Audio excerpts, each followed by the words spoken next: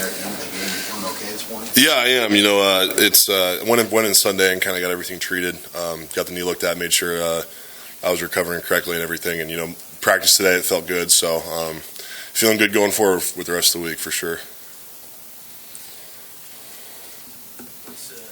What's this week mean to you, and also kind of balancing, the emotions of your final game here with wanting to get this accomplished? Yeah, I mean, it is crazy. You kind of got to stop and look at it and realize, Coach Frost said today we got 11 days left of the season, which is crazy. Kind of talking to some of the other seniors, we're all talking about how it's kind of a bittersweet moment. We get a big opportunity this weekend. Yet it's the last time we get to play in the stadium, so just kind of trying to take it through a different perspective, I guess. Take a step back and kind of enjoy it, but making sure we're kind of sticking to the same path, especially for the younger guys. Obviously, it's not their senior day, so we got to kind of treat it like a normal week. But at the same time, you can kind of appreciate everything that's gone on here and everything this place has done for us going forward to this last home game. You obviously wish you could have played more this year. Yeah. Is there a way you can look back at it and take kind of pride in how it's developed for you, staying with it and getting back? Yeah, absolutely. Especially looking back to the day. Well, it was real early in the season, kind of the first couple games where I realized my knee wasn't 100% and everything. I didn't really know if I'd be able to finish out the season, if I'd be blessed to get these last few games like I have. So, everything up to this point has kind of been gravy for me. I didn't really know if I'd be able to get, like I said, the last few games, and surgery went well, and Mark and Drew and those guys took care of me and made sure I was able to come back in, I think, just 4 weeks. So, yeah, I'm definitely happy. It's rough. Yeah, it sucks that I missed part of the season, but on the other hand, there's definitely a good chance I wasn't going to be able to, depending on how things went in the operating room. So I'm really glad that things worked out and I was able to finish out. With Jay, Sean, and DeAndre out, how bad have they needed you back out there? It seems like the depth that they really needed you. Yeah, and for me moving to a different position, Coach Dawson didn't have to explain that to me. I completely understood why we're moving guys around and why I'm taking more snaps out there. Definitely need the depth. I'm enjoying it out there. It's when you look at it, it's really the same thing. It's just on a different offensive lineman. You're going to get a lot of the same looks and the same blocks.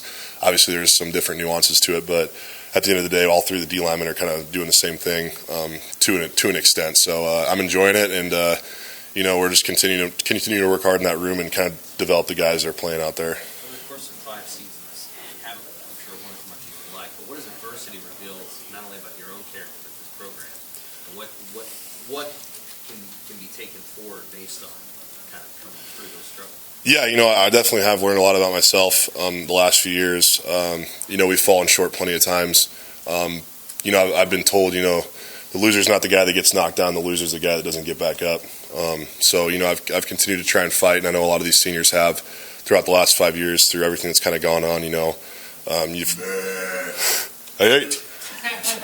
4 D-line coaches, 4 defensive coordinators, all that stuff, but no, you continue to work hard and move forward. It says a lot about this place. Through everything that's changed, coaches and players and everything like that. One thing that's remained the same is been the good people of this university and the fans. They've never wavered. They've always kind of had our back, which obviously I knew that coming in here, being a kid from here. That's one thing I can definitely look back and be happy. Nebraska's always going to be that way, no matter what, if we're winning or losing. So definitely blessed to kind of have that opportunity. Did you have to learn how to be adaptable as a person, going from coach to coach to coach to coach, not just head coaches, but as you said, your position coaches? What kind of challenge was it to be just adaptable to different schemes and different people?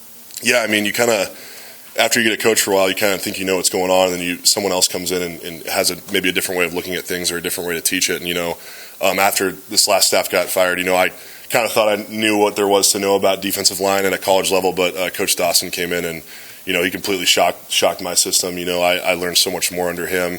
He carried a much different perspective on how to play defensive football and kind of some different nuances of the position and the defense as a whole. He's a really smart guy, and I'll forever be thankful to have worked under him for a year.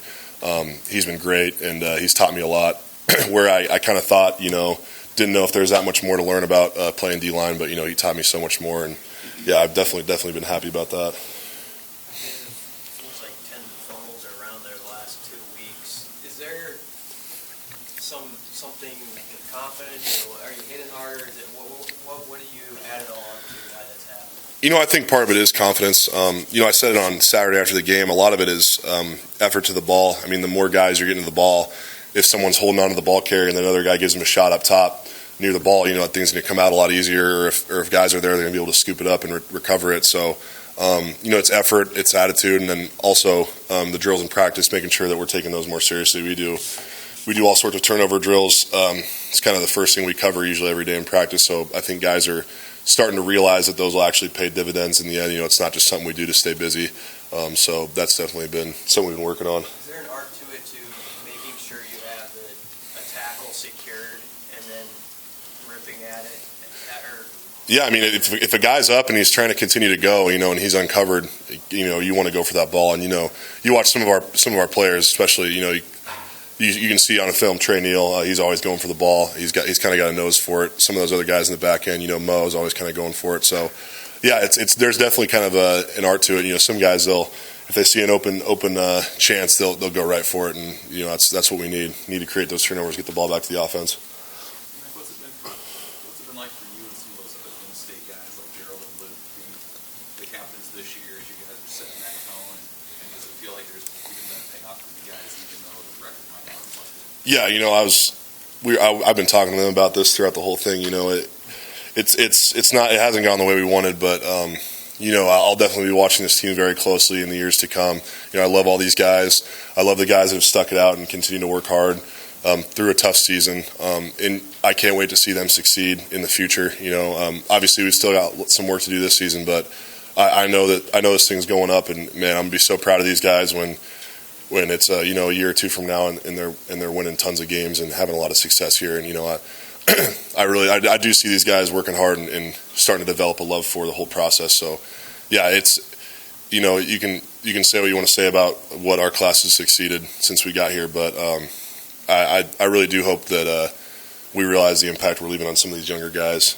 So that's kind of something I've taken pride in, is making sure I'm keeping those guys in check, especially the younger D linemen and everything, and making sure they're doing well. Even the guys on scout team, just always checking out on people. So yeah, definitely. When we're done here, it'll be kind of fun to look back and watch these guys win. Captains in particular, has there been a certain style of leadership or an approach that you guys have been conscious about? Yeah. I mean, it kind of goes back to the summer. Just being more involved. Making sure that if someone misses class or someone's not doing the right thing in tutoring or something like that, we're the first people to hear about it, not the coaches. So we can kind of go after those guys or get it addressed. So it's definitely being more involved, taking more of it on your own shoulders rather than letting the coaches handle things.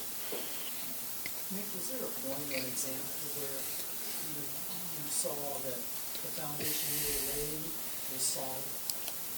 Well, just speaking for the defensive line room, the guys in the room were just doing a really good job of. We have a list that goes around, and I know there was a few weeks consecutive where not a single guy in our entire room had any issues on or off the field, which I was really proud of that. It just kind of shows that they're focused. They're focused on the work. They're focused on the task at hand. They're not getting distracted and not letting things outside of this place affect the way they do business. So that's kind of one example. I know those numbers have continued to kind of go down as we've gone on. But yeah, it's when you see it, not only on the field but off the field, guys really taking pride in what they do around here and what they're here to do. You can definitely kind of see that. I know it's probably not the first thing on your mind, but the legacy you're leaving and the guys you're leaving behind, who are some leaders that maybe we can look to in the future, particularly on defense? Mohammed, he's been great this year. He's worked so hard, and if the guys weren't listening to him then, they definitely are now. Just seeing how hard he plays every Saturday, and he kind of puts it all on the line. So, he's definitely a guy going forward that will help lead this team. I think DiCaprio Boodle, he's set a great example of kind of how to handle yourself on and off the field in that defensive backfield. So he's another guy. We're losing some seniors, and he's a guy that's going to be great moving forward. And I'm excited to kind of see how some of those guys develop going forward.